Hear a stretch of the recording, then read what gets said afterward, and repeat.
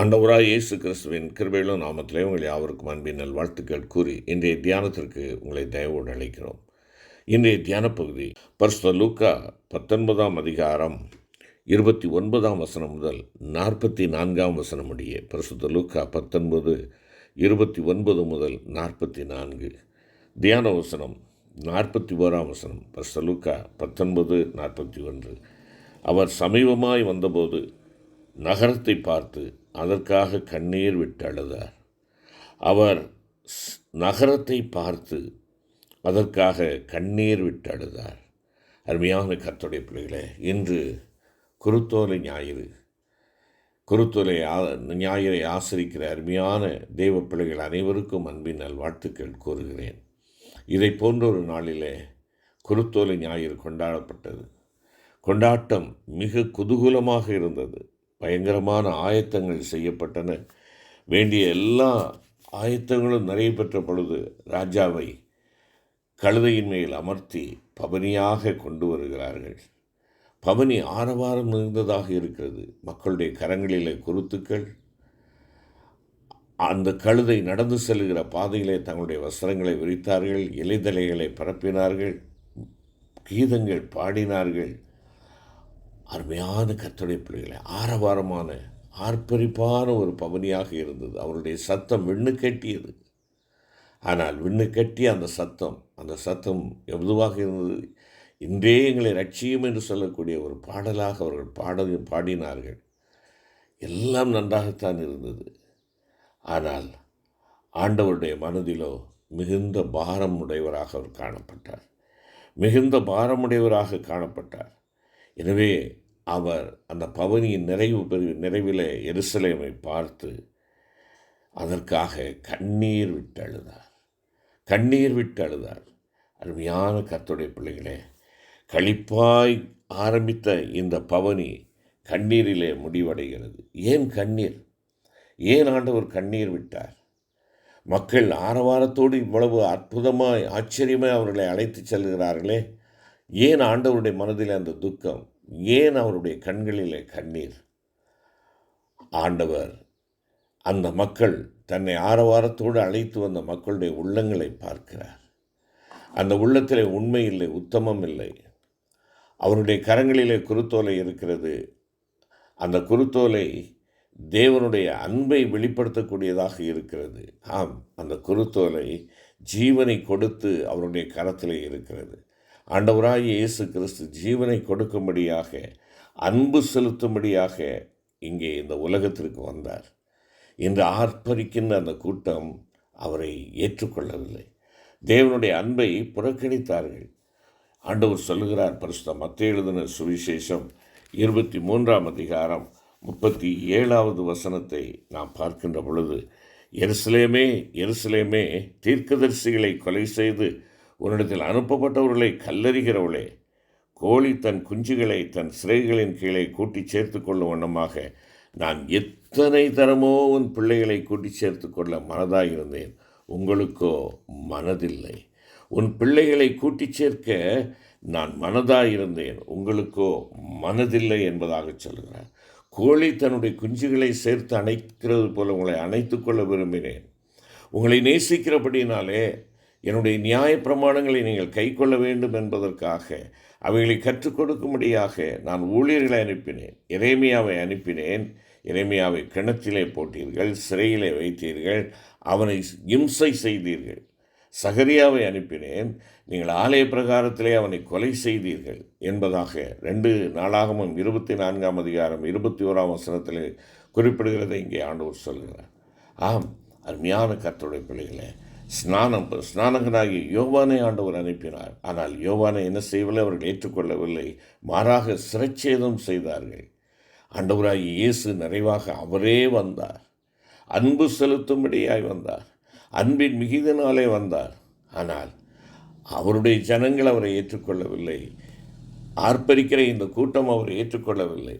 தாவீதின் குமாரனுக்கு ஓசன்னா என்று சொல்லி ராஜாவினுடைய குமாரன் என்று ஆர்ப்பரித்த அவர்கள் ஓரிரு நாட்களிலே சொன்னார்கள், இவன் எங்களுடைய ராஜா அல்ல, இவனை அகற்றும், இவனை சிலுவையில் அறையும் என்று சொல்லி கூக்குரலிட்டார்கள். ஆம், சிலுவை மரணத்தை இந்த மக்கள் கொடுத்தார்கள். ஆகையினாலே அவருடைய மாய்மாலமான இந்த வாழ்க்கையை எண்ணி தேவன் கண்ணீர் விடுகிறார். உன் உதட்டிலே வார்த்தைகள் இருக்கிறது, உள்ளத்திலோ நான் இல்லை. உன்னுடைய ஆரவாரம் இருக்கிறது, ஆனால் உன்னுடைய அகத்திலே தூய்மை இல்லை.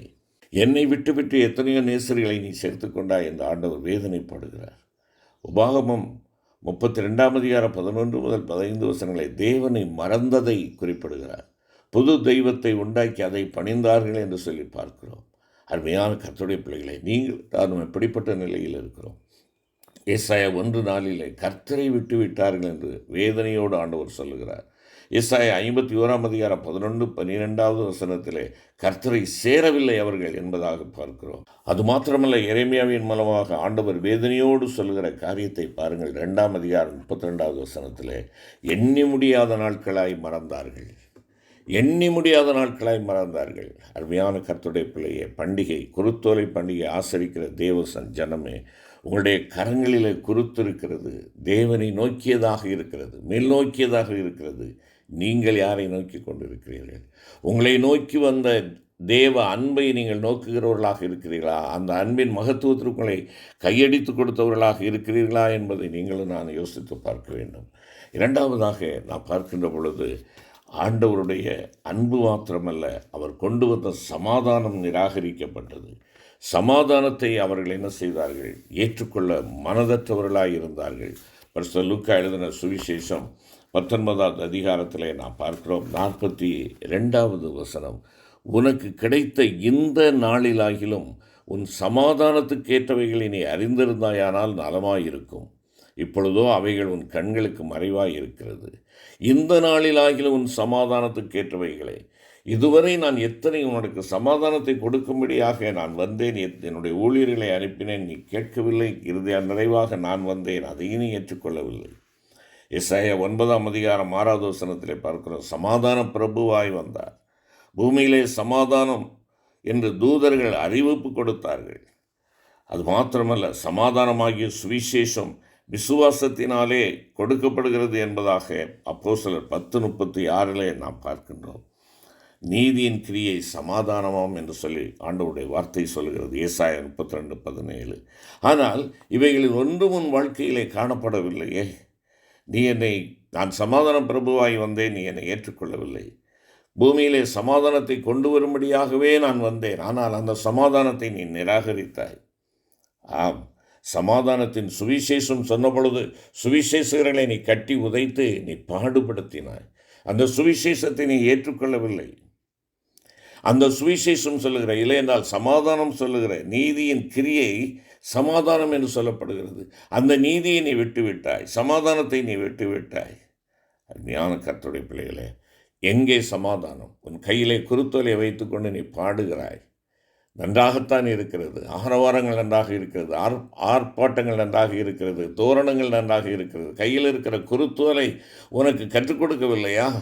நீ கையில் வைத்திருக்கிற குருத்தோலைகள் ஒன்றோடொன்று இணைக்கப்பட்டதாக சமாதானம் உள்ளதாக இருக்கிறது அல்லவா? ஒன்றோடொன்று ஒப்புரவாக்கப்பட்டதை சொல்லுகிறது அல்லவா? அது காட்டுகிறது அல்லவா? கையிலே குருத்து, சமாதானத்தை வெளிப்படுத்துகிற குருத்து, ஐக்கியத்தை வெளிப்படுத்துகிற குருத்து, தன்னையே கொடுத்து ஜீவனை கொடுத்து அன்பை வெளிப்படுத்தி அந்த குருத்து, அந்த அன்பை நீ நிராகரித்தாய். அந்த குருத்து உனக்கு கற்றுக் கொடுக்கின்ற ஐக்கியத்தை நீ நிராகரித்து விட்டாய். ஆகையினாலே ஆண்டவர் என்ன செய்கிறார்? கண்ணீர் விடுகிறார். உன்னை குறித்து நான் கண்ணீர் விடுவதை விட வேறு ஒன்றுமே எனக்கு தெரியவில்லை என்பதாக ஆண்டவர் வேதனையோடு இந்த கண்ணீரை கொட்டுகிறதை நாம் அங்கே பார்க்கிறோம். ஆம், சமாதானம், ஐக்கியம் என்னிலே, என் குடும்பத்திலே, என் திருச்சபையிலே இருக்கிறதா? அந்த சமாதான குலைச்சலுக்கு நான் காரணராக இருக்கிறேனா? சீர்தூக்கிப்பார். மூன்றாவதாக நாம் பார்க்கின்ற பொழுது, தேவனுடைய சந்திப்பு அவமதிக்கப்பட்டது. தேவனுடைய சந்திப்பு அவமதிக்கப்பட்டது. பரிசுத்த லூக்கா 19:43 வசனத்தில் பாருங்கள், உன்னை சந்திக்கும் காலத்தை நீ அறியாமற் போனபடியால் என்று அங்கே சொல்லப்பட்டிருக்கிறது. உன்னை சந்திக்கும் காலம், நான் உன்னை சந்திக்கும்படியாய் வந்தேன், ஆனால் என்னுடைய சந்திப்பை நீ நிராகரித்து விட்டாய். என்னுடைய சந்திப்பை நீ நிராகரித்து விட்டாய். ஆம், பூமியிலே சமாதானத்தை கொடுக்கும்படியாய் வந்தேன், நீ ஏற்றுக்கொள்ளவில்லை.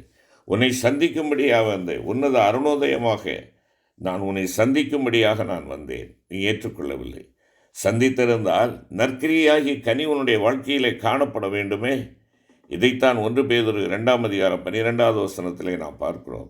தேவனுடைய சந்திப்பை பெற்றிருந்த பிள்ளையாக நீ இருப்பாய் என்றால் உன்னிலே உள்ள கிரியைகள் நற்கிரியைகளாக இருக்கிறதா? நற்கிரியையாகிய கனியை நீ நானும் கொடுக்கிறவர்களாக இருக்கிறோமா? அது மாத்திரமல்ல, பிரகாசிக்கும்படியாக ஆண்டவர் என்ன செய்கிறார் என்று எதிர்பார்க்கிறார். மத்தேயு 5:16 பார்க்கிறோம். ஆண்டவருடைய சந்திப்பை பெற்ற பிள்ளைகள் மனுஷர் உங்கள் நற்கிரியைகளை கண்டு பரலோகத்தில் இருக்கிற உங்கள் பிதாவை மகிமைப்படுத்தும்படி உங்கள் வெளிச்சம் அவர்களுக்கு முன்பாக பிரகாசிக்க கடவுது என்று சொன்னார் அல்லவா? இந்த பிரகாசம் உண்டா என்னுடைய வாழ்க்கையிலே? அருமையான கர்த்தருடைய பிள்ளையே, என்னுடைய விளக்கு எரிகிறதாக இருக்கிறதா? பிரகாசிக்கக்கூடியதாக இருக்கிறதா? நான் மங்கி போனவனாக காணப்படுகிறேனா? குருத்தொலை ஞாயிறு ஆசீர்வாதமான ஒரு ஞாயிறு, அரசனை அழைத்து செல்கின்ற ஒரு ஞாயிறு. ஆனால் என் வாழ்க்கையிலே இவைகள் ஆமென்றும் ஆமென்றும் உள்ளத்தின் ஆழத்திலிருந்து காணப்படுகிறதா? இல்லை என்றால் இதுவும் ஒரு நாடகமாக நான் என்னுடைய வாழ்க்கையிலே வெளிப்படுத்துகிறேனா? தூய்மையை நான் இழந்தவனாக, வாசனையை புறக்கணித்தவனாக நான் இருக்கிறேனா? குருத்தொலை ஞாயிறு தூய்மையை வெளிப்படுத்துகிறது, உண்மையை வெளிப்படுத்துகிறது, வாசனையை வெளிப்படுத்துகிறது. என்னுடைய வாழ்க்கையிலே தூய்மை காணப்படுகிறதா? வாழ்க்கை மாய்மாலமாக இருக்கிறதா? கிளைகளை வெட்டி போட்டார்கள். ஆண்டவர் கிளைகளை அல்ல, அடிமரத்தை வெட்டி சொல்லுகிறார். வஸ்திரத்தை அல்ல, உங்களுடைய உள்ளத்தை கிளியுங்கள் என்பதாக ஆண்டவர் சொல்லுகிறார். ரட்சியும் என்றார்கள், ரட்சிப்பை ஏற்றுக்கொள்ளவில்லை. மெஸ்ஸியா என்றார்கள், அவருடைய அந்த மேலான சந்திப்பை அவர்கள் அவமதித்தார்கள். பரிசுத்தர் என்றார்கள், பரிசுத்தம் இல்லாதவர்களாய் ஜீவித்தார்கள். ஆண்டவர் என்று சொன்னார்கள், ஆண்டு கொள்ளும்படியாக அவர்கள் தங்களை ஒப்புக்கொள்ளவில்லை.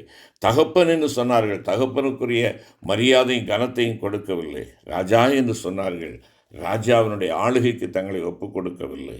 மேய்ப்பன் என்று சொன்னார்கள், அவருடைய மேய்ச்சலுக்கு தங்களை ஈடுபடுத்தி கொள்ளவில்லை. அருமையான கர்த்தருடைய பிள்ளைகளே, இன்றைய குருத்தோலை ஞாயிறு என் வாழ்க்கையிலே எதை காட்டுகிறது? என் ஆண்டவருக்கு கண்ணீரை கொண்டு வருகிறேனா? யோசித்துப்பார்.